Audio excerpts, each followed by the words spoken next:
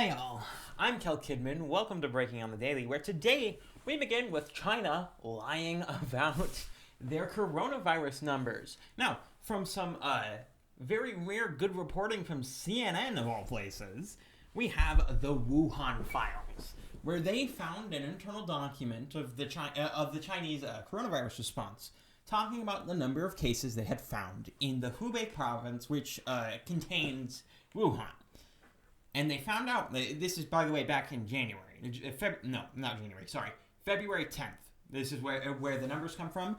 And while the official total said that they had 3,900 cases, it turns out that in the actual numbers that they were actually having around that time, it was around almost 6,000, 5,918. It was the exact number.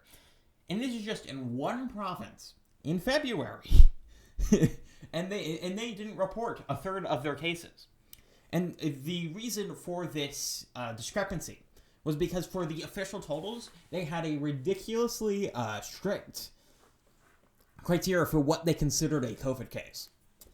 Essentially, they were doing the exact opposite of what every other Western country was doing, in that they were undercounting all of their numbers as opposed to overcounting all of their numbers. Like you're seeing around a lot of places in, the U.S. and all the sort of Western European sort of countries. You're not seeing.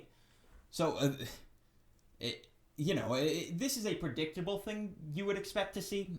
China not exactly being honest with its numbers, as it is an authoritarian communist state. It's obviously going to lie about its numbers. And so this shouldn't be exactly surprising, and it isn't exactly surprising. But hey, it's out there now, and we're probably never going to know exactly how many cases or how many deaths there were in China during this whole affair. But I do hope that we eventually find out at least a closer number to what we have right now. Because, China's been botching this all around, and they did hide a lot of this stuff from the public for a long time. And I'll be very sad if Biden gets in and then nothing happens to them, which, if Biden gets in, that's probably going to happen.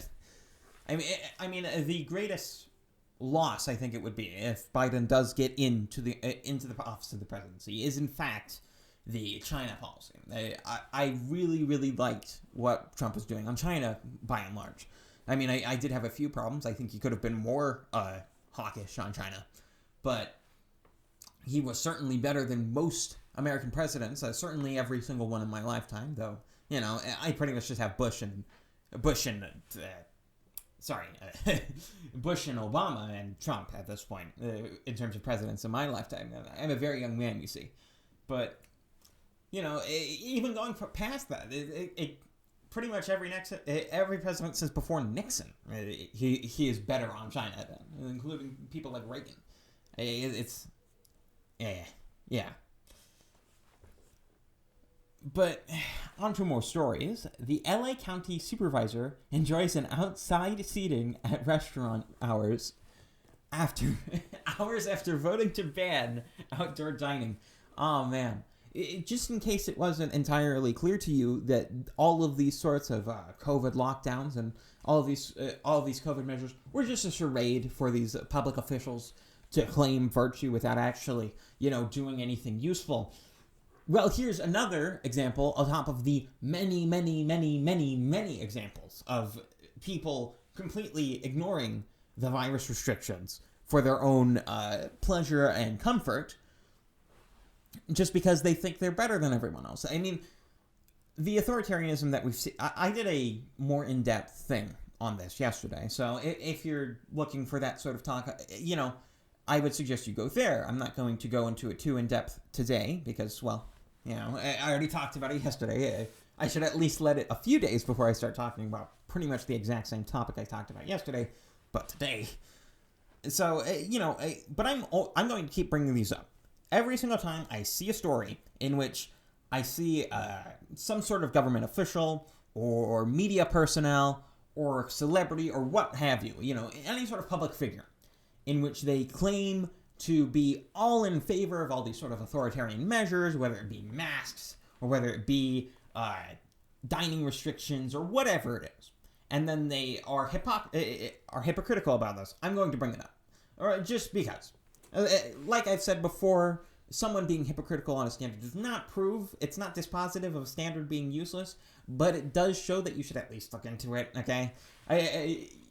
You should look into these sorts of standards that people are very regularly being extremely hypocritical about, because this is extreme levels of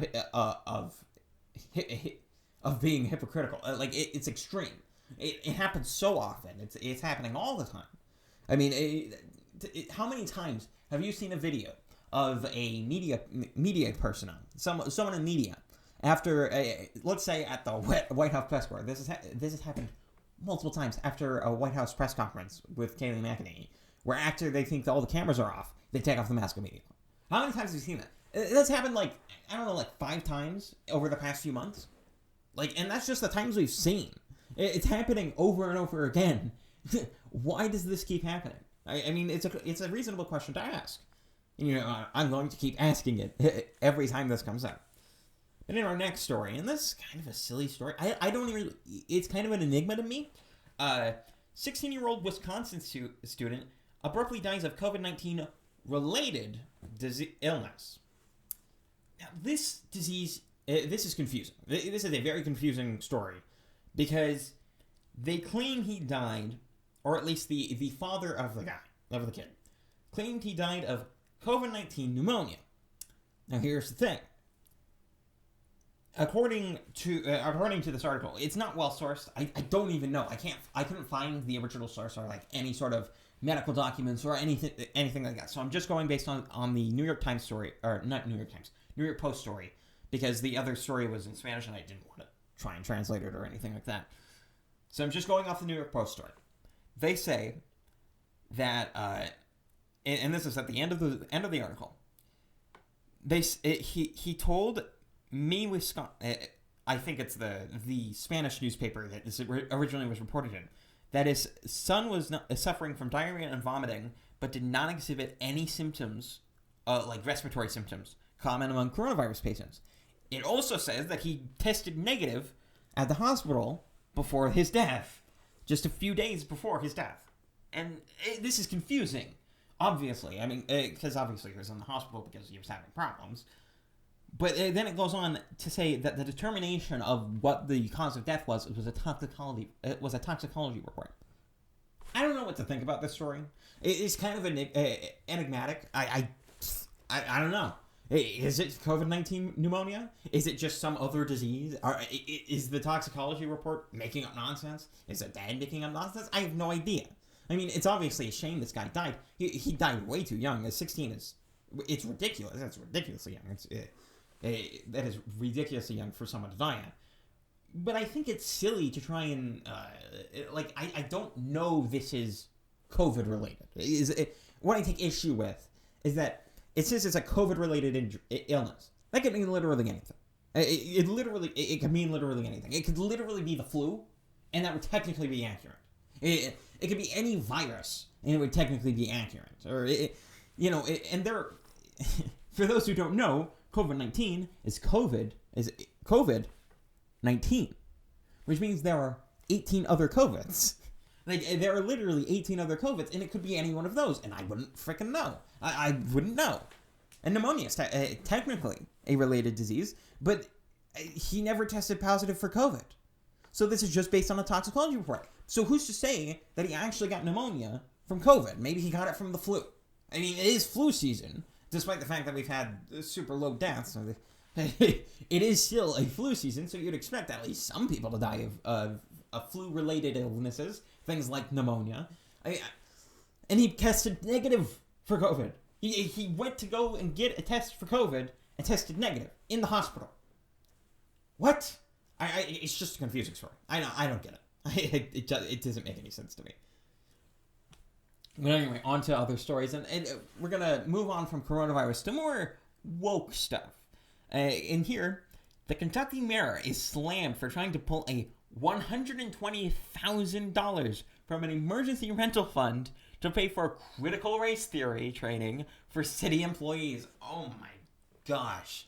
This is a trip. Essentially, the city mayor doesn't understand how bad bureaucracy is and took these unallocated funds, which were, these funds were technically unallocated, from a fund and moved them into a critical race theory bias training fund. That's what she did.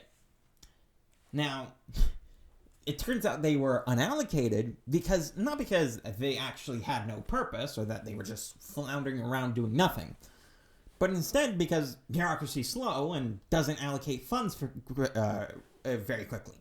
Turns out they were actually meant to go towards an emergency rental fund. It was going to help the poor people in the city because of all the COVID restrictions and help them, not die or those sorts of things. And man, this really just shows the priorities with these sorts of people, because I can't imagine, even if I was in this scenario where I thought there was this $120,000 that was just unallocated funds, I couldn't imagine putting this up to like an ideological project like critical race theory. I couldn't imagine doing that. I just couldn't. I would probably end up putting it towards something like, I don't know, maybe police. I would put it up to, obviously, because I'm conservative, I would put it up towards funding things I would actually be interested in funding. Even if I thought that it wasn't going towards, even if I thought it wasn't allocated, it would obviously go towards something I want, but it wouldn't just, go to indoctrinating all of the public employees. Which, by the way, critical race theory should absolutely... Trump was absolutely right to ban critical race theory in public training, in federal training. He was absolutely right to do that. Reason being is that you shouldn't be indoctrinating any public employees, political employees, okay? Which, by the way, political just means of the public, for those who don't know. So every public employee is, in fact, a political employee. And just gonna get that out of the way. So giving indoctrination training to any public employee is obviously ridiculous. It's obviously an authoritarian move. It's obviously a way to inject your ideology into the government. It is obviously all of these things. It should be stopped. Trump was absolutely right to stop it when he did. Man, this has just been this story is just a trip. It shows a lot of incompetence on the mayor of Lexington that she ended up did this. It really shows a whole lot of incompetence. Anyway, on to our next story. Rep. Mike Garcia wins California's 25th congressional district. And this is pretty good news. For those who don't know, the 25th Congressional District in California was one that was recently held by Katie Hill for less than one term. And back in May, Mike Garcia actually won a special election with regard to this, and now he won it again, so he's going to have a full term going into the next 2 years, into 2022. This is another good sign. I mean, there was a whole recount thing going on, and the Democrat challenger could not make up the almost 400 vote gap, but man, this was a close race. This was a close race. I mean, it is really encouraging though, because it shows that at least California isn't getting more blue, because this is a seat that has generally been held by Republicans. It was only held by Katie Hill for 2 years after beating a Republican incumbent. And so it shows that at the very least it's reversing the trend. Though in 2018, California Democrats did have a outsized turnout as compared to normal. So that is worth it to mention. That's just an interesting story, encouraging things. Once again, this has not been a blue wave. This election, 2020, was not a blue wave. All right? It just wasn't. Even if Biden gets in, it was a squeaker.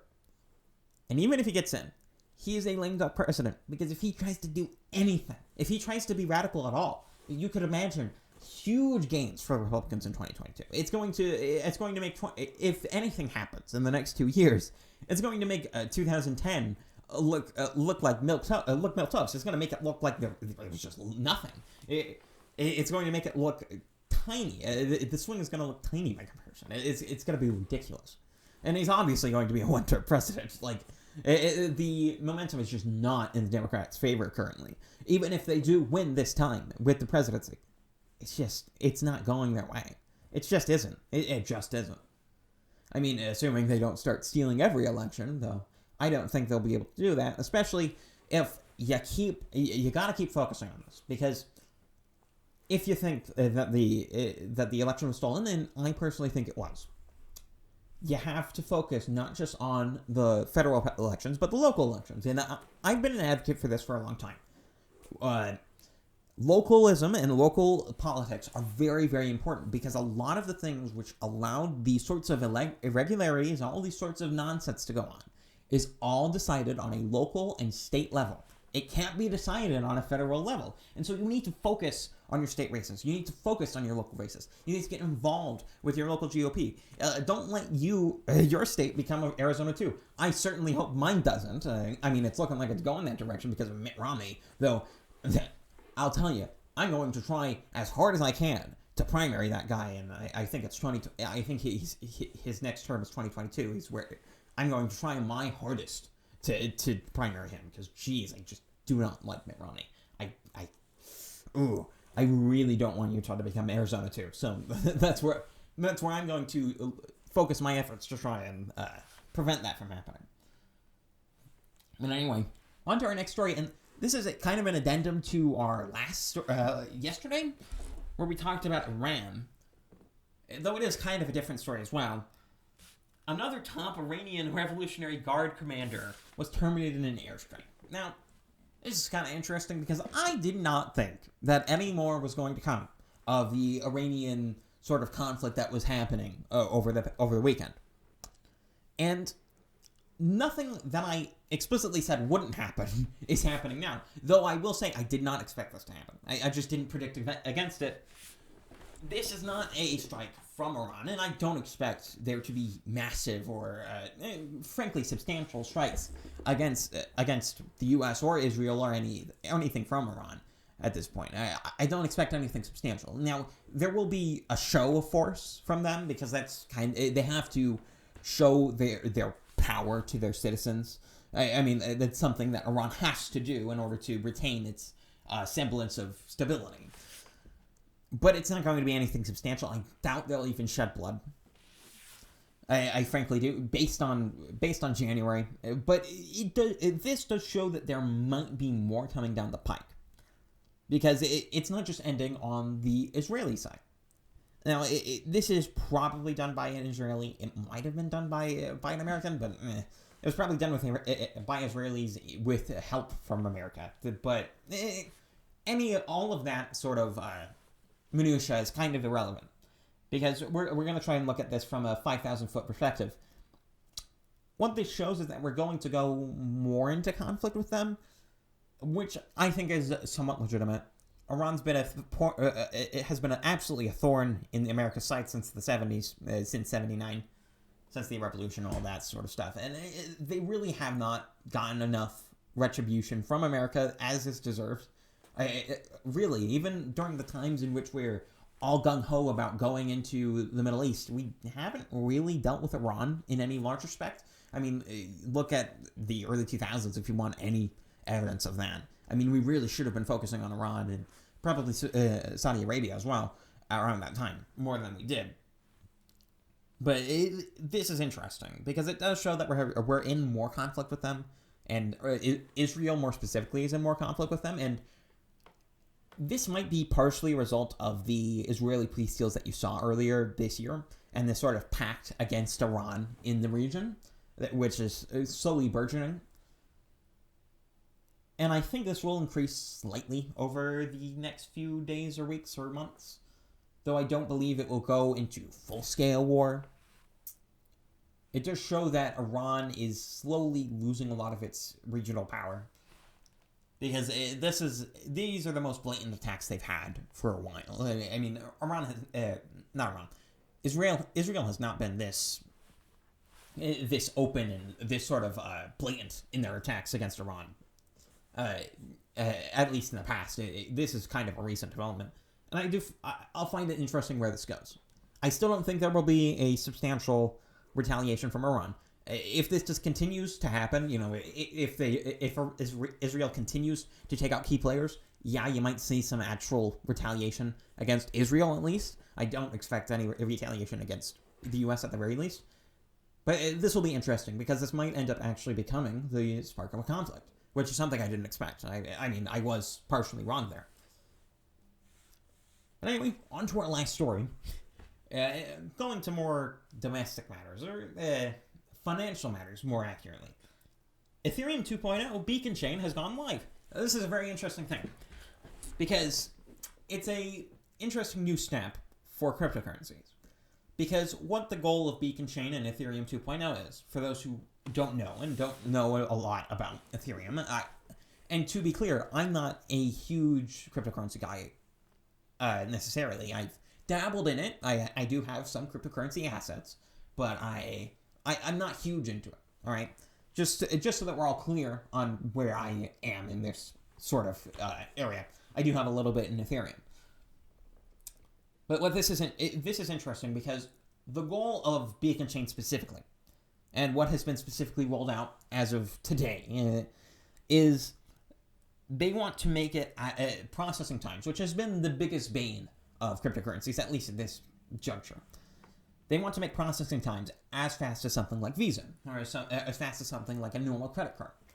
If this ends up working out, and I have a feeling it will, it'll end up being a huge, huge game changer, because it means that Ethereum essentially loses all of its inherent disadvantages to any other sort of currency, and to the digital currencies that you normally see, that being debit cards and bank transactions and that sort of thing.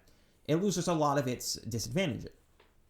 Though it doesn't lose all of them, it still has the volatility. I mean, I wonder how they're going to deal with that, because at this point, my biggest kind of issue with using cryptocurrency as a permanent currency, or rather, is that it acts more as like a stock. It doesn't act a lot like USD or something like that. It doesn't act like the US dollar, because it's not stable enough for me to just hold it. I feel the need to micromanage my cryptocurrency stocks and move them around and do all these sorts of things whenever the market is moving. I feel the need to do that. And that needs to be solved. And now you have certain things that accomplish this in certain ways. You have stable coins like USDC, which is tied to the US dollar, and all other sorts of stable coins that tie themselves to the value of other things. But I want to see something like Ethereum accomplish a stable marketplace, something more akin to a permanent investment rather than something I'm micromanaging. I want to have something more like that. And I think it will eventually happen, but I guess we'll have to see. And this is an interesting development, and I think I'll continue to follow it. But that's the end of our stories today. I'm Kel Kidman. This has been Breaking on the Daily, and I'm out.